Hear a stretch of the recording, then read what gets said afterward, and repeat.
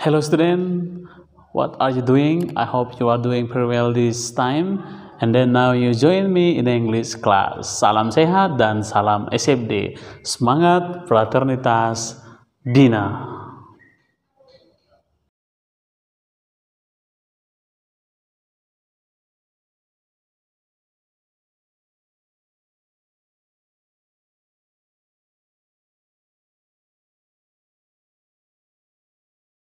But before we continue any further about the material of our discussion for today, now firstly listen to the conversation and repeat.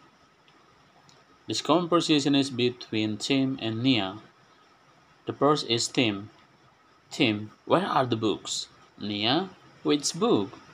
Tim, where are the books that were lying on this table? Nia, your friend has taken them. Tim, but I don't remember lending them to anybody. Nia, your friend who visited us yesterday borrowed them from you. Tim, oh sorry, how forgetful of me. Pada percakapan ini, Tim menanyakan keberadaan bukunya yang diletakkan di atas meja dan kemudian dia mengatakan bahwa buku tersebut telah diberikannya kepada temannya yang datang berkunjung semalam atau kemarin. Dan Tim ternyata lupa bahwa dia telah memberikan buku itu, meminjamkan buku tersebut kepada temannya. Namun yang paling penting yang akan kita bahas dari percakapan ini adalah ada beberapa klausa atau anak kalimat dalam kalimat yang diucapkan antara si Tim dan Nia yang merupakan klausa yang digunakan untuk to describe things or to give additional information, yang digunakan untuk mendeskripsikan benda-benda atau hal atau memberikan informasi tambahan. And it is introduced by relative pronouns such as that and who. Dan kemudian klausa tersebut diawali oleh relative pronouns seperti that dan who. Dan yang mana saja di antara kalimat yang diucapkan oleh si Tim dan Nia yang ada kata that dan who. Mari kita lihat. Yang pertama adalah where are the books that were lying on this table? Di situ ada kata that. Kemudian yang kedua adalah your friend who visited us yesterday borrowed them from you. Di situ ada kata who. Dan sekarang mari kita bahas satu persatu fungsi daripada kata that dan who pada kedua kalimat tersebut. Yang pertama, where are the books that were lying on this table? Pada percakapan, Tim menanyakan, where are the books? Di mana buku-buku itu? Kemudian Nia menanyakan, which books? Buku yang mana? Kemudian datang si Tim lagi menjelaskan, the books that were lying on this table. Sebelumnya, saya sudah mengatakan bahwa dalam kalimat tersebut ada klausa yang digunakan untuk menjelaskan atau mendeskripsikan benda atau hal-hal tertentu atau digunakan untuk memberikan informasi tambahan, dan itu klausa tersebut diawali oleh relative pronoun. Nah, pada kalimat yang pertama ini, where are the books that were lying on this table, that adalah relative pronounnya, kemudian diikuti oleh were lying on this table. Nah, that were lying on this table inilah yang disebut, yang saya sebutkan tadi, digunakan untuk mendeskripsikan benda atau hal-hal tertentu atau juga memberikan informasi tambahan. Dan ini disebut dengan adjective clause atau juga biasa disebut dengan relative clause. Fungsi klausa that were lying on this table pada kalimat tersebut adalah menjelaskan the book. Itu kenapa dia disebut dengan adjective clause, karena dia berupa sebuah anak kalimat tapi fungsinya seperti adjektif, memberikan penjelasan atau mendeskripsikan benda tertentu. Dalam kalimat ini bendanya adalah atau noun-nya adalah the book. Dan sama halnya dengan kalimat yang kedua, your friend who visited us yesterday borrowed them from you. Nah, who adalah relative pronoun. Kemudian visit us yesterday adalah pelengkapnya. Kemudian yang menjadi adjective clause-nya adalah who visit us yesterday. Karena di sini dinyatakan your friend. Kemudian friend yang mana? Which friend? Who visit us yesterday, yang mengunjungi kita semalam. Borrow them from you, meminjamnya dari kamu. Nah, itulah dia penjelasan awal tentang materi yang akan kita bahas pada hari ini tentang adjective clause. And of course, if you want to understand about adjective clause, you must understand about relative pronoun. To remind you again about relative pronoun, let's do practice 1. Underline the relative pronoun in these sentences. Number 1. Anyone who is interested in the quiz can take part. Number 2. Show me the book that you bought last week. Number 3. She is the cashier whom I paid the bill to. Number 4. Bring me the child whose parents are away from school. Number 5. The man who I saw talking to Rita was your uncle. Then now you can stop the video and then try to find out which is the word in these sentences are relative pronoun.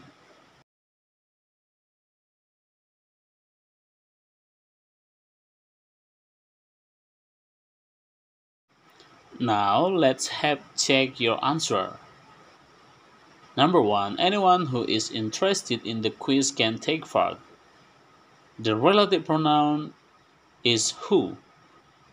Number 2. Show me the book that you bought last week. The relative pronoun is that. Number 3. She is the cashier whom I paid the bill to. The relative pronoun is whom. Number 4. Bring me the child whose parents are away from school. The relative pronoun is whose. Number 5. The man who I saw talking to Rita was your uncle. The relative pronoun is who. And then now let's talk about relative pronoun. What is relative pronoun? A relative pronoun is a word that introduces a dependent or relative clause and connect it to an independent clause.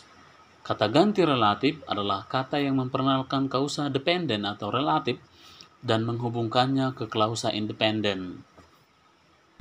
Klausa dependen adalah klausa yang tidak dapat berdiri sendiri atau tidak memiliki arti yang sempurna.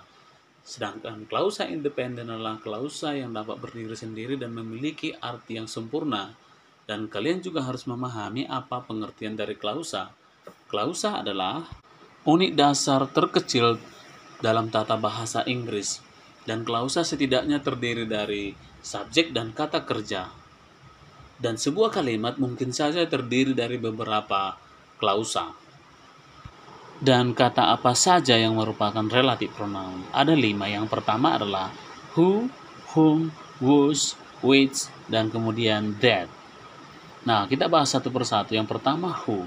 Digunakan jika noun-nya merujuk kepada orang, refers to people, dan dia berfungsi sebagai subjek. Contohnya, the man who called yesterday wants to buy the house. Kemudian yang kedua adalah whom, digunakan jika objeknya atau noun-nya merujuk kepada orang, refers to people, dan dia berfungsi sebagai objek pada kalimat tersebut. Example, the girls whom you criticize on Facebook has written comment in reply.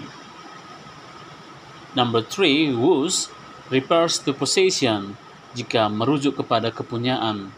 Example, she is the student whose handwriting is the best in my class. Number 4, which, refers to animal and things, dan dia berfungsi sebagai subjek dan digunakan jika merujuk kepada hewan atau benda. Example, I love the puppy which is jumping at the park. Number 5, that, refers to people, animal, and things, dan noun tersebut berfungsi sebagai subjek pada kalimat tersebut. Examples, the girl that we met in Medan has sent me a letter. Dan sekarang mari kita bahas lebih dalam lagi tentang relative pronoun. Who, which, or that. Yang pertama adalah who. We use who when the subject is a person. Kita gunakan who jika subjeknya atau ketika subjeknya adalah orang. Example, the woman who lives next door is a teacher. Who lives next door itu menjelaskan the woman Yang merupakan adjective clause adalah who lives next door, kemudian dia menjelaskan the woman, dan the woman itu adalah orang. And then you can also use that, but you can use which for people. Kita bisa menggunakan relative pronoun that, tapi tidak dengan relative pronoun which, jika itu merujuk kepada orang. Dan kalimat the woman who lives next door is a teacher, kita bisa menggantinya dengan the woman that lives next door is a teacher. Tidak masalah karena who dan that sama-sama bisa digunakan untuk person. Kemudian, which or that. When the subject is a thing, ketika subjeknya adalah benda atau animal, kita menggunakan which or that. Example, Peter works for a company which makes furniture. Dan juga kita bisa menggunakan kata that menjadi Peter works for a company that makes furniture. Maka dari kedua penjelasan ini bisa kita tarik kesimpulan bahwa relative pronoun that adalah relative pronoun yang bisa digunakan untuk person dan juga non-person. Kemudian relative pronoun whom and whose. Whom used to ask which person receive an action, digunakan untuk menanyakan orang yang mana yang menerima tindakan pada kalimat tersebut. Example, the man whom I saw at the theater last night is an engineer.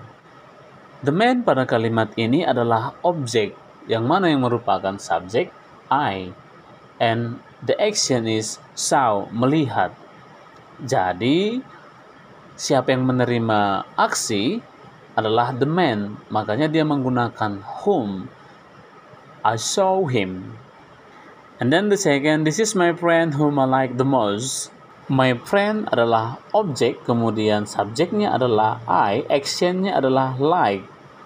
Jadi, I like him. Kemudian yang berikutnya adalah whose. We use whose to find out which person something belongs to. Kita gunakan kata whose untuk mencari tahu milik orang yang mana. Berarti tentang kepunyaan. Example, the child cried, his bicycle has been lost. Kita bisa menggabungkan kalimat tersebut dengan menggantikan his menjadi whose. Jadi kalimatnya menjadi the child whose bicycle has been lost cried. Kemudian, we help some people, their car had been broken down. Kita bisa menggantikan kata their, kepunyaan atau possession, menjadi whose. Jadi kalimatnya menjadi we help some people whose car had been broken down. Demikian penjelasan tentang relative pronoun dan bagaimana cara menggunakannya dalam kalimat. Hal penting yang juga harus kalian ingat adalah bahwa ketika sebuah klausa telah diawali oleh sebuah relative pronoun, berarti klausa tersebut bisa kita sebut sebagai relative clause. Dan relative clause itu fungsinya memberikan penjelasan. Maka dari itu, relative clause kadangkala juga disebut dengan adjective clause. Karena dia persis fungsinya seperti adjective atau kata sifat, memberikan penjelasan. Now let's do the practice. Practice to underline the relative clause in these sentences. Garis bawahilah yang merupakan relative clause pada kalimat-kalimat berikut. Number 1, the watch which Ken bought was expensive. Number 2, the ring that Jamie wears is from her husband. Number 3, the father whose child is missing is frantic. Number 4, the soccer player who scored the goal is from Liverpool. Number 5, the girl that borrows my book is my cousin. Okay, you can stop the video and then try to recognize the relative clause in these sentences.